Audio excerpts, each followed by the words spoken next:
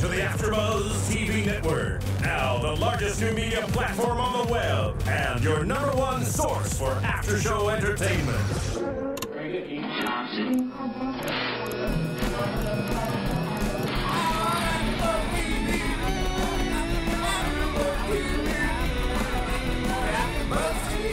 From the AFTERBUZZ Studios in Los Angeles, California, presented by Maria Menounos and Bing.com, and streaming live thanks to Akamai Technologies, it's AFTERBUZZ TV's Californication After Show. We'll break down tonight's episode and get you all the latest news and gossip. If you'd like to buzz in on tonight's show, you can buzz us at 424-256-1729. That's 424-256-1729. And now, another post-game wrap-up show for your favorite TV show. It's AFTERBUZZ TV's Californication After Show. Welcome, everybody. Bing is for doing. We're here doing Season 6, Episode 9, Californication. I can't read the small writing. Mad Dogs and Englishmen.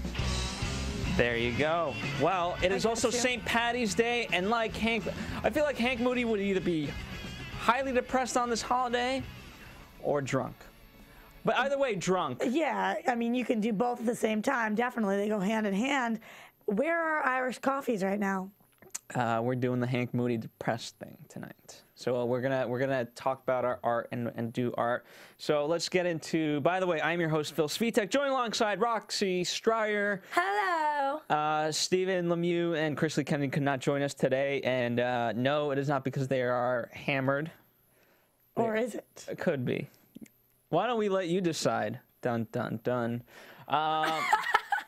Let's talk about Marcy. Let's talk about Runkle, and let's talk about Stu and that storyline. I thought it was extremely funny to me that they were trying to win her back by giving her away to Atticus. I mean, when Stu's handing out the dollar bills to Crawler, and he's like, "Let me take care of this." They were pitching her like a stock. It was weird. Like, only in that love triangle would, if you love somebody, then you convince somebody else to have sex with them. It's the weirdest thing. Like, what world is this? It's Runkle's world and Stu's world. I know, but it's a world that's also Marcy's world. She's loving it. Well, and you know, it's still strange. It's still strange that Marcy has written off men, or at the very least, Ophelia wants her to have done that. Clearly, that's not happening as she's getting a chocolate bar eaten out of her. I don't know if that's a good idea or a bad idea. Would you like that, Roxy? Well, okay, first of all, ew. No. Okay, that answers that. Second of all, we didn't see Ophelia tonight. We did not. I wish she showed up to the party. Well, there were guys and girls, so, you know, not her type of party. What's Ophelia's type of party? Women. Only women. Only women. I think she just likes to party by herself. I mean, I think in terms of Ophelia, and, you know, not to get too off track with this, but I don't think she even likes necessarily women. I just think she likes Marcy. I think she likes nobody, and she's a miserable meanie. Okay. Who do you think is ultimate? I mean, obviously, I like the rejuvenated Runkle trying to win Marcy back. Doesn't help that Trudy and him just had another one of their sessions, let's just say. I mean, Runkle has said it before, and I've said it here, and you've said it here, that Trudy and Marcy are just so similar. And seeing them tonight next to each other was like the weirdest freaking thing. I mean, I couldn't even stop comparing. And of course, we'll talk about Faith and Karen later, but just that foursome dynamic was insane. But yeah, I think that Runkle learns from the best, Hank Moody, and he wants one thing, but his actions show something else. And while he does want to be with Marcy, he can't help but have his cake and eat it too. And of course, he's off gallivanting with Trudy, who is just the best character. Love her. She's awesome. She's too funny. I mean, she's incredible. Does Stu end up with Trudy? That's what I was saying last week. I don't know. I think they would make a great couple. Yeah, and Stu's into that weird stuff too. I mean, not that Marcy isn't, but you know, Marcy did just have a chocolate bar. It's just so weird this season to see Runkle looking so different. I mean, they completely dress him differently. He's got more of that rock star look. He's obviously lost all that weight that we're talking about. And they have him in, like, eyeliner. It's bizarre. And along with this new look, I feel like goes a new girl. So I like seeing him with Trudy. But then, of course, the nostalgic side of me wants him back with Marcy. After all, she is his son's... The baby mama. The baby mama. There you go. Yeah, there's no other way to phrase that. All right, the baby mama. You know, and I like Stu. Stu's a great character, but I really love Runkle. And you know, what's nice is that he's come to learn that he's responsible for Marcy leaving. You know, kind of like he takes responsibility. Yeah, Hank's kind of done that, but Hank's Hank, as you pointed out. I hate that. No, but yeah, finally, I think it's sunk in that it's his own fault. But the problem with these guys are, even though they can take it to that level and they know it's their fault, they're not doing enough to fix that. I think that if Runkle was really to put in all the effort that Marcy deserves, he'd be able to win her back. But he doesn't know, he's not capable of that. He doesn't know how to do it. That's not the kind of love he gives. So unless Marcy just sits him down and is like, I'm yours if you're faithful to me, unless she takes it to that level, he's not going to just drop his side piece. Yeah, I mean, here's the problem. Here's my perverted thing of all of it. You know, as a man, I relate to the guys, obviously. And it just, I always have sympathy for them, even despite them sleeping with countless women. And right before they have an argument, I'm still like, oh, poor Runkle. And obviously, I'll get into poor Hank in this case for me, but... You know what? I think that's why the show is so amazing. And I don't think that has to do with just you being a guy. I feel really bad for them, too, all the time. Despite them sleeping with... Yeah, of course. And it's just like I keep saying, I feel like they're both victims of circumstances, Hank more so than Runkle. But I do feel bad because I really think that they love these women so intensely and so much, and they don't even know how to manifest this love. They don't know what to do with it, and they just do the wrong thing every time. I'm not skeptical of their feelings. It's their actions, and that's so difficult because how do you change a dog and his tricks, you know? You can't really. The way they feel is the way they feel, and the way they act, clearly, it's not like they're 20-year-old guys. They've been doing this forever. Well, Ryan Gosling had a good quote about Blue Valentine, and the reason I bring it up is because, you know, that movie is all about love isn't sometimes enough. You have to, you know, there's no necessarily happily ever after. You have to do something with that, and you know, in this case, that love with Karen and Hank, that love with Marcy and Runkle is not enough.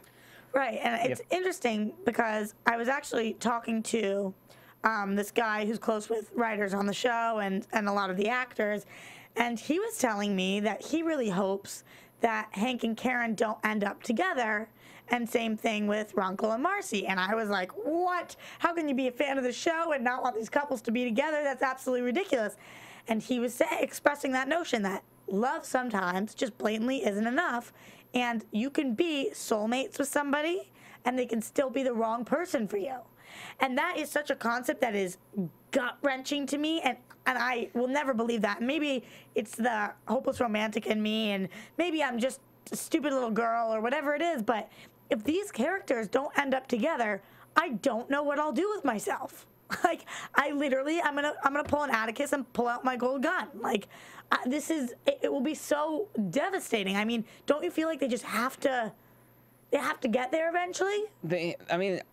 You want them to. Well, again, I want them to, you know, from a, you know, anytime you watch a story, you read a book, anything like that, it's supposed to be representative of life, and it's supposed to be a teaching tool for your life. And I would be very, very depressed if that didn't happen.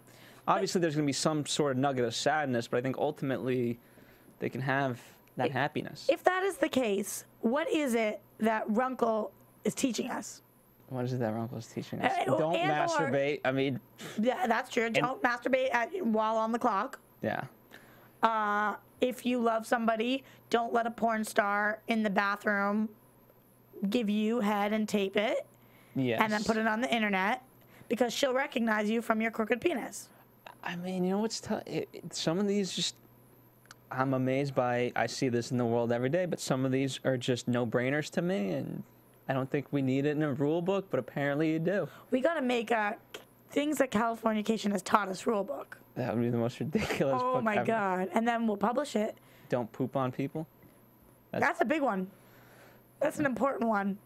I don't know where I stand on this chocolate bar, I think, to be honest. Oh, that can't be in the rule book? Don't go down on a girl to get the chocolate out of her punani? I don't know. Martin, what's your take on that? No, no. Kind of That's just too intrigued by messy. this. Don't you think You it can would get kind an of like... infection up there, can't you? And with, wouldn't like, it like something? melt maybe? Martin, you ever been down on a woman? Yeah, but you can get an infection when like stuff gets in your vajayjay, like chocolate. Okay. That may be true, but wouldn't it like turn into chocolate syrup instead of a chocolate bar? No, oh my God. Like how long is it there for? No, it's Well, it's short, not hopefully 130 short. degrees down there. Well, maybe if things are getting hot and heavy, you know, she's a little warmed up down there. All right, join us later for our AfterBuzz TV After Hours I'm talk. not allowed to swear on the show, but if I want to talk about sex and going down on girls with chocolate, Well, it's part of the show. I know, you're right. And it was my curiosity. Hey, curiosity, you know. Curiosity. Well, and okay, so getting to Atticus, obviously he's in this situation because he does that. His wife kicks him out. She's mad at him. She comes back eventually just because of the residual checks, and she tells Hank sex is sex, and then she's mad about. Well, technically it wasn't sex. That was. She's mad about that The he perversion. cheated on, right? The perversion. And then of course he's doing the same thing again. She is a bizarre character to me. I really like her. I actually like everybody on the show. Who's more messed up, her or Atticus? I don't know. They're equally. Here's the problem. Hank and Karen are different in many ways. Marcy and Runkle, you could argue, but whereas Atticus and his wife, they're really as effed up. There are people who are couples that stumble together, and there are people who fly together, and they're one that stumbly fly. The two of them are such disasters, and both of them in their personal lives are so insane, but the level of success is through the roof, and they get each other, and they have the same rules. It's bizarre. So, yeah, I think that they're kind of wreck made in heaven. So was his suicide genuine? Or was No, there was no bullets in the gun, and I thought that was a really weird thing that they put in there, that she was like really kicking him when he was down. Well, because she's mad at him, and the fact. Well, I think it's also the fact that he pulled this ploy on her. Right, absolutely. So I think I'd be pissed, but then again, I wouldn't be with a guy like that. I would hope not. Let's hope not. I mean, there's some weird guys out there. Jesus. Ask me in a couple of years. We'll see. So, I mean, in terms of Atticus, again, not the greatest role model. Role Model either. It's the whiskey talking. St. Patty's Day, everybody. Wasted. So I like that little nugget, and it's fun to see him being pitted up against Runkle of like how long he's staying. Oh, good. Yeah, and speaking of bizarre characters, this Crawler dude, and he's staying too, and I just think, how long are we thinking they're going to be there? Stu? Because no, Crawler. Crawler and Atticus at Runkle's. I mean, this threesome is deadly. Well, I think.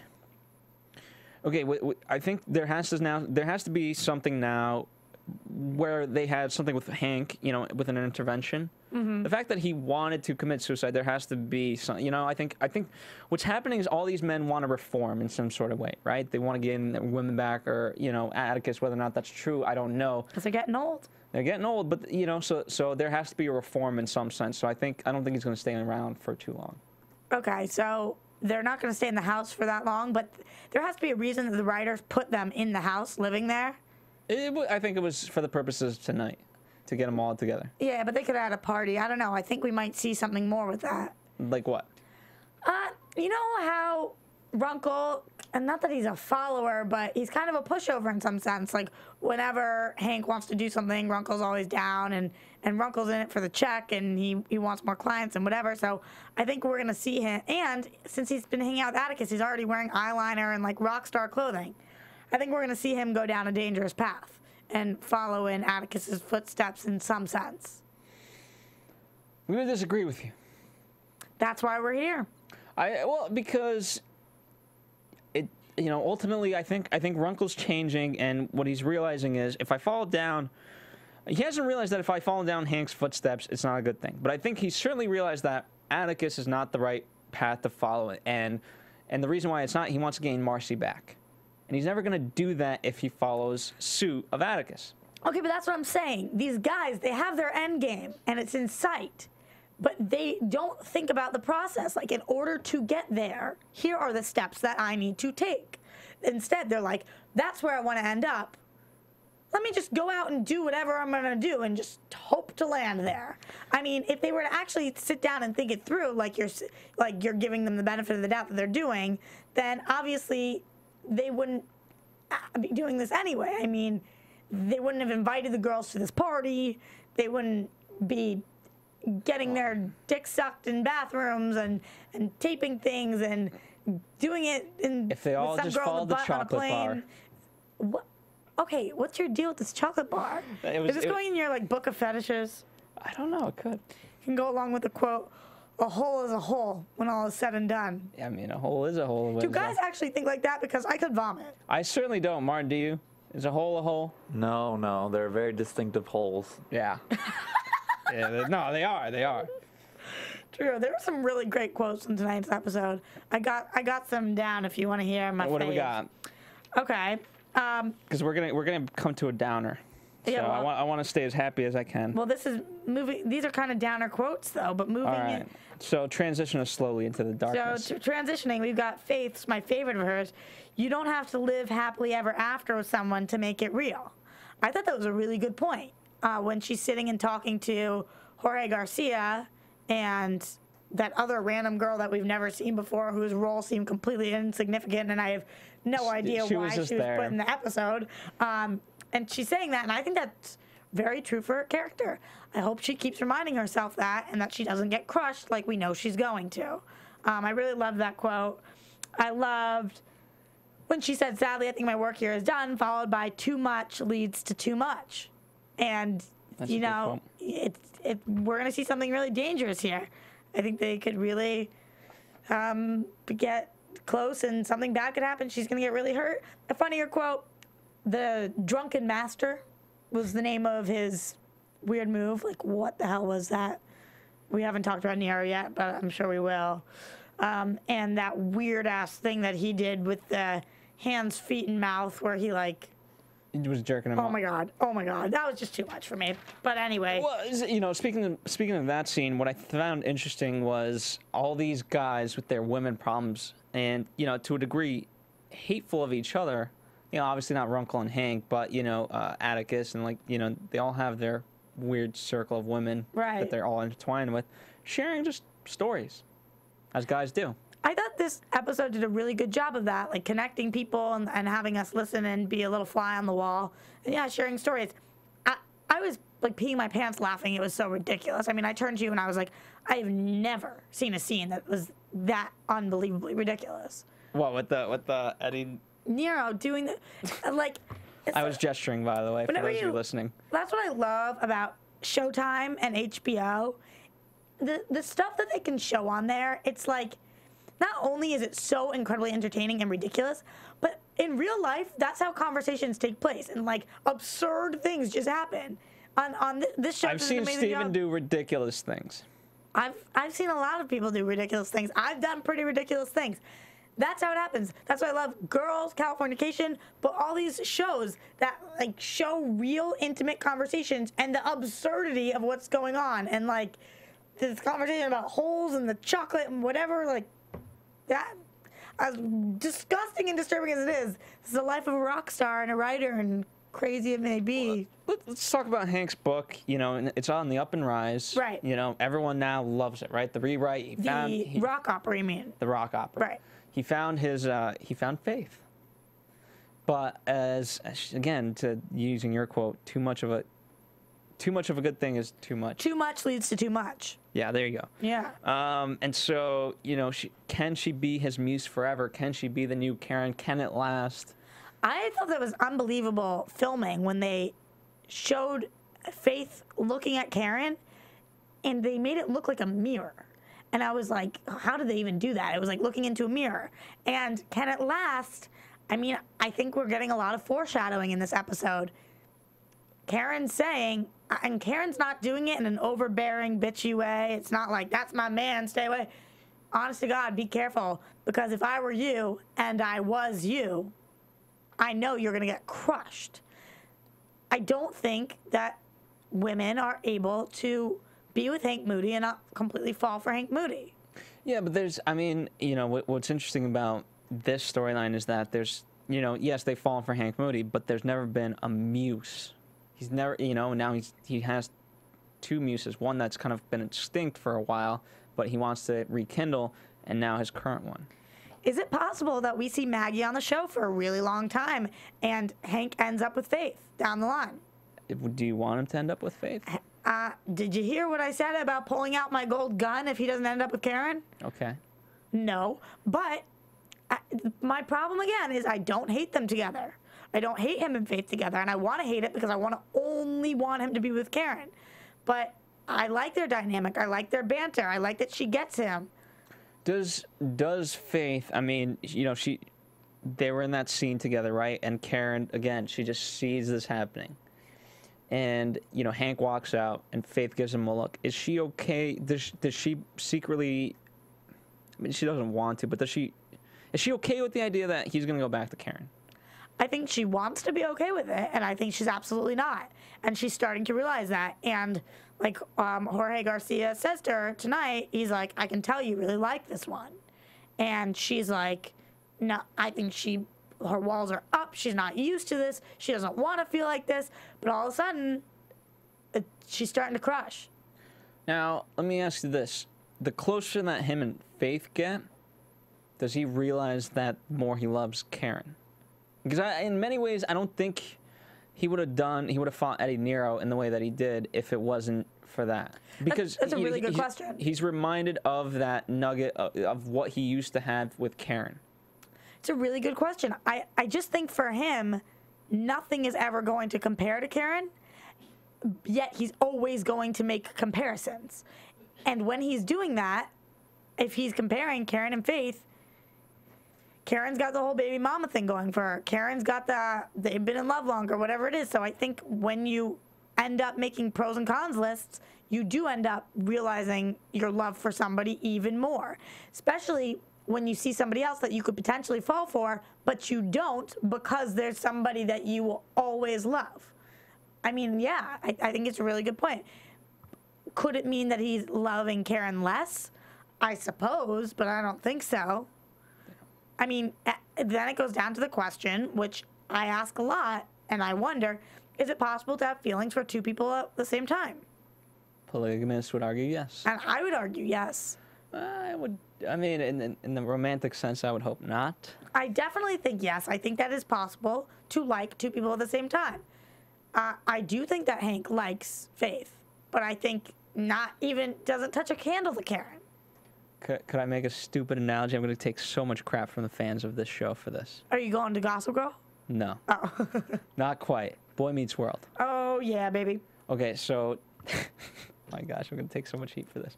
Topanga and that girl, Lauren, right? The mountain girl yeah. that he fell in love with. Yeah. And, you know, they had the little date. He went under her shirt, rather. And then, you know, him and Sean Hunter, what happens is, you know, they're comparing who does he love. And Sean's doing like a, you know, a scale thing with magic beans, or not magic beans, just regular jelly beans. And then eventually Corey Matthews in that moment realizes that even though he loves spending time with this girl, Lauren, in this case, in Hank's case, it would be Faith, you know, it's no comparison. The problem is, it's Karen. He loves Karen. We see that on Friends too, when Ross is trying to decide with Rachel. The problem is when you sit down and if Hank were to make a list, Faith versus Karen, I'm sure at this point the amount of things in Faith's column might be more. I mean, it might add up to more. There might be more reasons to love her. There might be more reasons to choose her. But it doesn't matter because when the only thing is the only determining factor is it is and always will be Karen. And no matter what happens, that's what it is. So whatever pros he can put on Faith's side and whatever cons he can put on Karen's side, in the end, it just comes down to this feeling people get. It's in your gut. Some might say nothing else matters, Martin. Ooh, good cue. Well, let's focus on this. Let's talk about the beach scene. Because, obviously a beautiful moment. And, you know, Karen says, you know, I come here because I have hope. But tonight I became you. What does that mean to you? It was this awful moment because I could see it happening. And, you know, the worst feeling in the, like, when the doors opened to that room with her and Nero, I was like, the look she gave. I was like, I hope they didn't have sex because, but then we know that she did. But it's just like, that's not her. I don't want to see her going down that path. If that's not her, and Hank loves her. Hank's not gonna love her becoming him, you know? Yeah. So I was just brutal. I thought it was a gut-wrenching scene. And I feel the same way she does because she's looking at him and she's like, I always think this is gonna be the time. This is gonna be when it changes. And I feel for that. It's like, no matter how gloomy things get, she's an optimist with their relationship because she feels like they're supposed to be together. But again, love is not enough a lot of times. It's not, but the good news is, you know, from an artistic standpoint, his art was very, very dark early on when he was with Karen. Now, with Faith, it's happy. Well, it's not necessarily happy, but it has heart. It has heart, but, well, it's happier. You know, people, right? That was everyone's biggest, last episode, everyone's an F critic. Right. Yeah, it's lighter. It's lighter. Yeah, it's lighter. And so can he keep that lighter side of him with Karen, or is that only due to Faith? But does Karen even want that lighter side? Does she love that lighter side? Some people are attracted to the darkness. Yes, but that darker side is the one that's hurt her. You think? I know. You think if he could keep this, okay, but do you believe him when he stands there and says to her, tell me you want me to be faithful to you. Tell me you want me to see nobody else, and I will see nobody else. Why doesn't she say, that's what I want? I don't know. If I knew, my life would be so much easier. If you knew, your name would be Ollie. Ollie. Because that was Atticus's name, we find out. Oh, yeah. In tonight's episode. Well, I must destroy Atticus fetch. I created a monster. I must destroy this monster. And Runkle being the dumb. He's like, that makes a lot of sense. Hank's like, Yeah, I mean, ultimately, Hank has created this monster, and you know, it's a good point. I mean, although it's obviously speaking about Atticus, but Hank has created a monster, and he's got to let that go. How similar are Atticus and Hank, even though, of course, Atticus is crazy. Yeah, but some of their debauchery is very similar. And when Atticus is speaking a lot of times, I'm like, that advice is for Hank. Like when you're saying the monster thing, very much applicable. Well, you know, how much of it is, right? We talked about the Atticus. You make a good point. So Atticus, he has his rules. His wife has his rules, and they're essentially both the same, right? And so they've lived these lives basically without boundaries.